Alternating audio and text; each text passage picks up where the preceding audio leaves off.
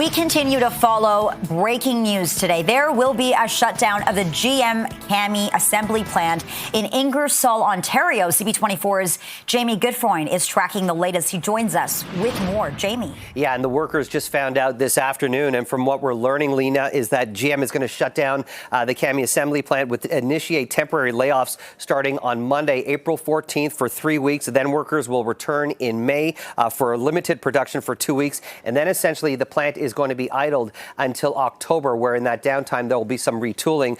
With more reaction on this breaking news, I want to bring in Mike Van Boekel, chairperson of a GM CAMI Unifor Local 88.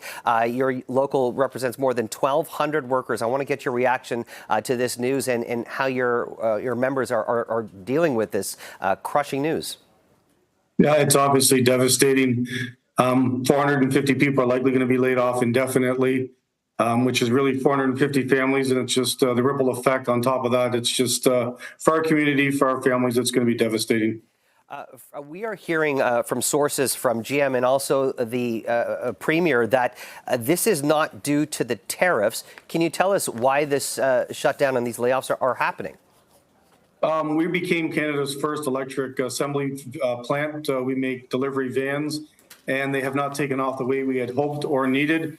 We do have sales. They're picking up every month, but not at the rate that would sustain 2 shifts, and really not at the rate that would sustain 1 shift right now. So we do have some inventory.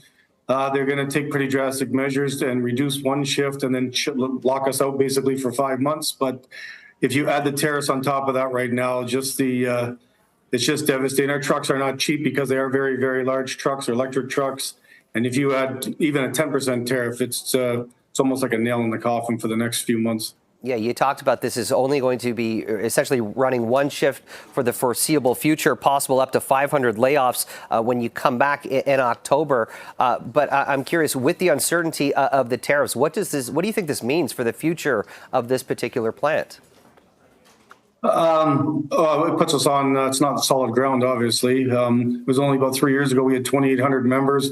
Now we're going to be down to about 600 production workers, 750 with our tradespeople. But we are a very big plant. It's a large plant. We have a lot of capacity. I know Leonard Payne, our president for Unifor, has been talking with the federal government, and I know they're looking at different avenues, talking to GM, and hopefully we can come up with some ideas to maybe expand what we build right now and add some different vehicles and give some more offers out there that hopefully get our members back to work. The Premier is actually calling on agencies like Canada Post to pick up some of the orders of this kind of vehicles. From what we're hearing, that the volume of the sales were just not there. How likely is it that you could potentially see some other agencies, reach out and pick up some of these vehicles? I hope very good. Our sales are actually quite a bit up from a year ago, month over month. However, not at the levels needed to sustain a shift. But we need just to get a foothold out there, get our trucks seen. They are very built with the highest quality. They're very good. We just there's a lot of different applications that we're actually still learning about ourselves.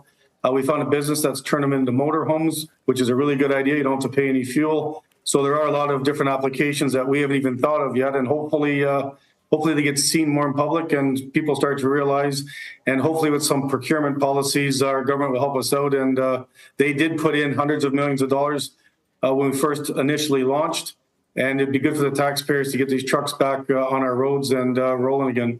Mike, how do you expect the company or anticipate the company is going to decide who stays and who gets laid off? It's strictly, we're unionized, it's strictly by seniority.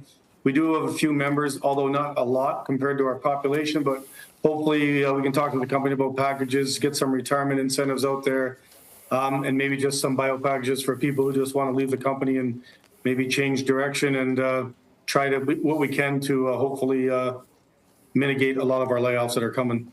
I understand that you spoke with Pierre Poilievre earlier today. Can you tell us a little bit more about that conversation?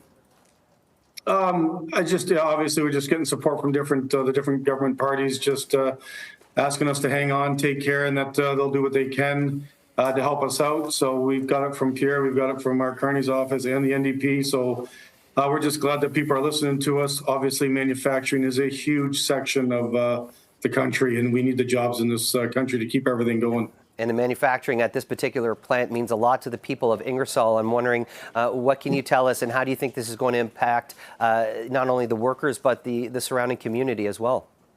Yeah, it's going to have a deep impact. They say 7 jobs for every one in auto. So, yeah, anywhere from our local Tim Hortons, which it seems everybody has to have one on their way into work, to gas stations, to even the real estate, restaurants, everything's getting more expensive. And we do have a lot of younger families in here, married couples. You take away their jobs, it's devastating. It's going to be a tough few days for people to digest this and figure out what's going on in life. I know this is quite the gut punch on a Friday afternoon with all that's been playing out in the media with the tariffs and now this. But Mike Van Boekel, I really appreciate your time. Thanks for joining us. We wish you guys all the best. Thank you. And we're going to have a lot more on this breaking news throughout the afternoon and evening. For now, Lena, we'll send it back to you. As you said, Jamie, a major blow to these auto workers who just can't seem to catch a break.